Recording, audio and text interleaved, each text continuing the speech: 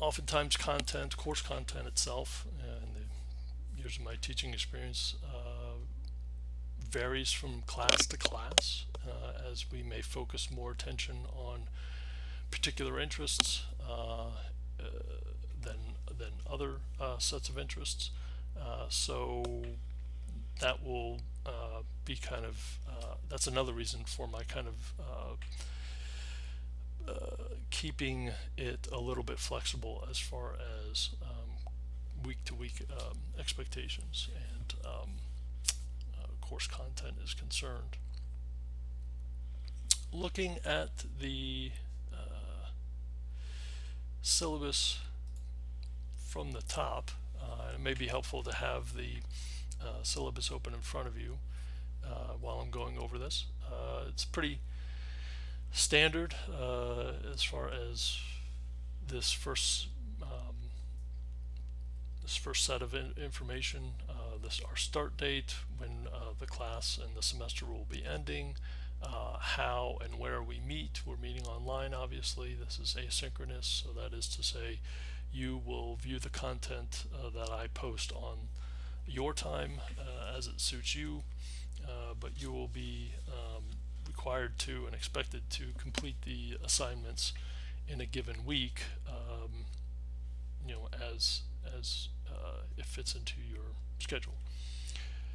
As far as contact is concerned, contacting me, the best way to do that is going to be via email, which is M as in Matthew Walker at frederick.edu. Here, basically the first third of the page 1 of your syllabus. I will be looking at email virtually every day, so I will do and make every effort to try and reply to any questions you might have, or concerns or what have you.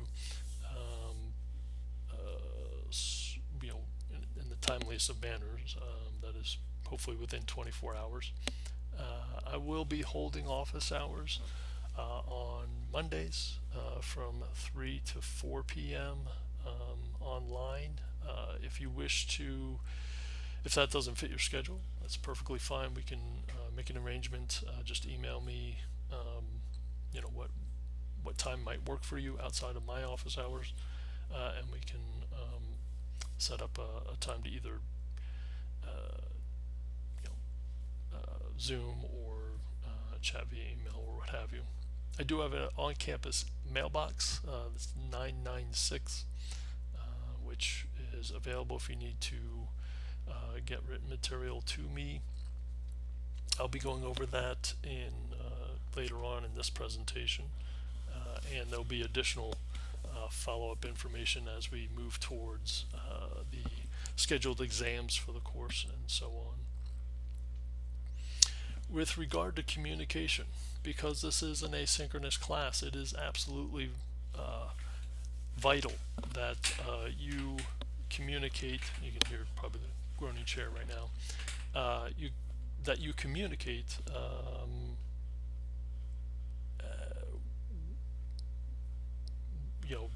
if you have any questions at all, please ask. This is your opportunity to get a greater understanding of world history, of the connections and connective qualities, kind of binding the world and its populations together, the kind of trials and tribulations that have been experienced as a result. If you have questions, you can either email me with the questions to address in online discussion board chats. I can also address questions in this type of medium, when I'm lecturing. So please ask questions. I can tell you right now, I probably may not have all the answers. I'll do my best to try and give you either a sense of what I am able to find through some short-term research, or I can give you kind of my thoughts on hypotheses or educated guesses perhaps as to why people do what they do and so forth. As far as let's see, moving on with the syllabus, the welcome message is hopefully pretty self-explanatory. Again, if you have any questions, please ask. This message here gives you an idea as to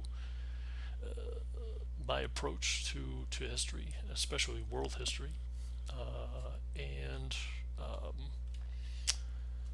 as far as the community college's commitment to equality, that is standard language from the college itself, which I wholeheartedly support. So please, we're going to be learning world history together.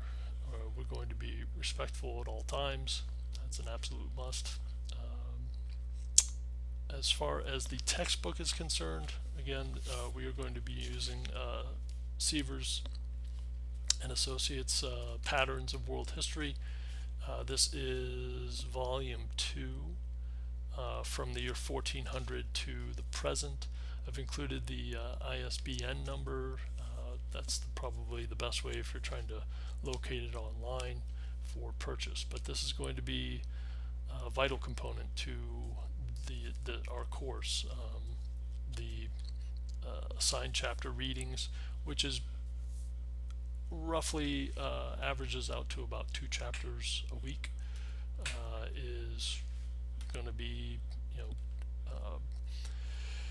it's going to be a must, really, a key expectation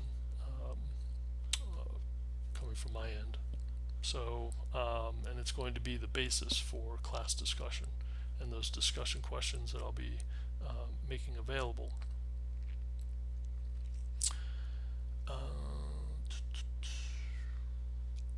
In lectures, forthcoming lectures, I will be referring to the textbook, and what I'm going to try and do is make reference to it, giving page numbers as far as useful maps and details so that you can follow along as you're listening to or viewing the lecture material itself. I will be trying to kind of work with the technology as well, so that you don't have to stare at me for 75 minutes or 150 minutes a week. But if you bear with me the first couple weeks here, we should be able to, I'll be able to work out those details. Finding resources at Frederick Community College. Just if there are any supplies or anything you need, bookstore is a good start. If there is any other needs that you find yourself requiring, I can act as a resource, which I have no problem with that, but there are also plenty of resources via the Frederick Community College website that seems very navigable as far as finding the information that you need as well. As far as learning core outcomes, it's pretty self-explanatory. These are the matrices, you might say, of what you can expect to learn over the course of the next 13 weeks here, and the skills that you will be developing over the course of this semester as well. Things like critical thinking, research analysis, evaluating arguments. Again, I'll be going over in detail later on here as well. So, with regard specifically to video content that I upload. So, what is getting graded? Always kind of a useful piece of information. You can see that the final exam and the participation, that is the online discussion, are going to be equally weighted in the class. So from day one, from week one, the participation is going to be pivotal. It is an exam-rich course. That is to say that there are going to be, as you can see, 3 exams. They have varying degrees of weights to them. The first exam is basically weighted to 10% of the overall grade. So that I do that for several reasons. One, I realize that for some of you this may be your very first college level or collegiate level course, so you may not necessarily be well versed in what's expected on college exams or in taking a college level exam, especially one in history. So this is a way to give an exam to measure your proficiency with the course content that you've learned up to that point, but at the same time, and it gives you feedback as to where you stand, or what where you may need extra to focus extra attention if you didn't do as well as you hoped, or if you did rather well, then you know what you need to continue doing essentially for the future exams. As far as exams are concerned, just kind of a quick word here. My exams are writing intensive, so you will be responsible for answering key term identifications, as well as long multi-paragraph, probably multi-page essay questions. So the identifications and key terms will be at least a paragraph in length. That is to say, probably anywhere between 7 to 10 sentences to give a well-rounded response to a particular that shows me that you understand the term, its key components, the who, what, where, when, why, and also the significance, the kind of short-term and long-term significance of a particular person or event or date. So the essays themselves are so that really gets to the specific kind of detail-oriented aspects of historical study. The essay questions are obviously, as you might expect, broader, much broader, asking you to make comparisons or contrasts between various civilizations, various approaches to things like technology or economics or policies, political policies perhaps, responses to some sort of major effect or major event in affecting the various world's populations at the same time. So this allows you to kind of grasp the significance and understanding of a broad issue or even sets of issues that you can begin to apply to the people and places that we've studied up to that point. I should mention here that the exams are non-cumulative. That is to say that the material we cover from now up until the first exam, which I believe is the first week in October, that will all be available to be included on the first exam. The week following up to and the preceding weeks after the first exam up to the second exam is content that will be included on the second exam. And then the final exam will include the last third of material that we cover before taking our last exam, or before you take your last exam in December. So it's not, I don't expect you to have to, you don't have to, for the final exam, go back to week 2 and then kind of hash the information that we covered, 10, 11, 12 weeks ago. It's just going to be on the course content that we've covered since the last exam. Okay. If you have any questions with that, please reach out to me, and I can either address in greater detail, as we approach these exams, via again this type of venue, or online through the announcements or what have you on Blackboard. I do look for improvement over time. So if you don't do well on the first exam, because it's not weighted as heavily as the second and final exams, then this means that you have a chance to improve.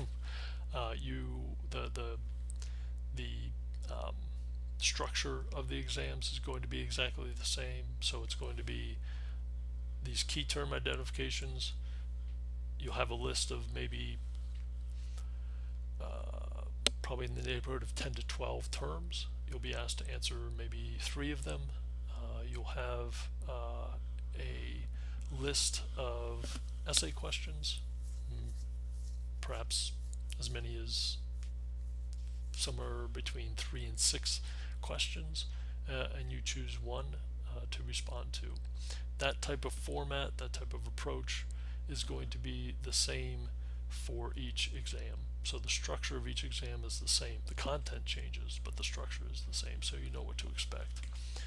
And I'll be making comments on the information, the what you hand in, as far as what I'm looking for, points that you want to clarify, or kind of strategies for success on future exams, if you indeed need it.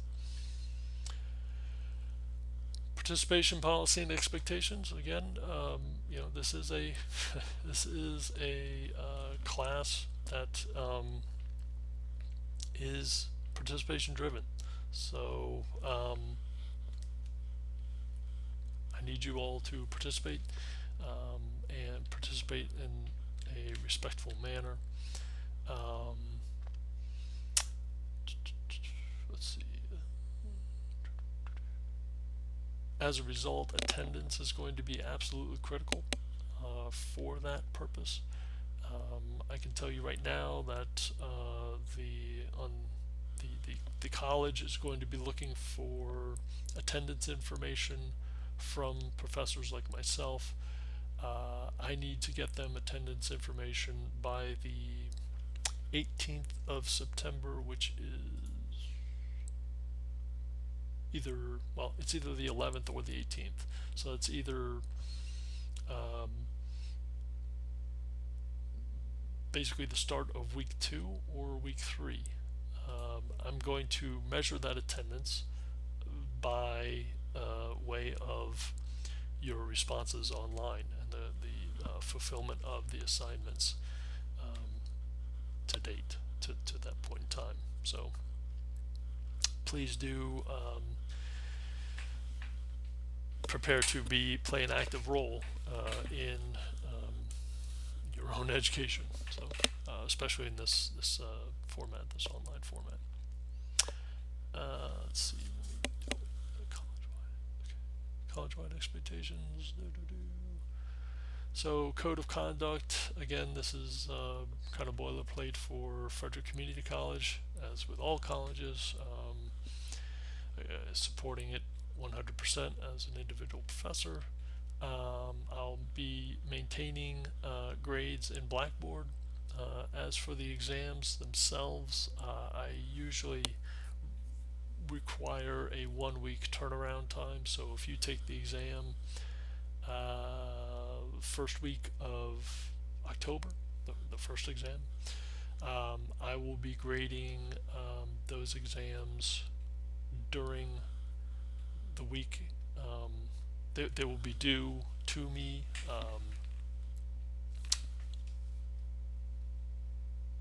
over the course of that week, and then I will be getting, once I have them all turned in, I will grade them and get them the results back to you individually as students within that week, the following week that I have gotten all the responses. So and I'll be updating Blackboard accordingly. So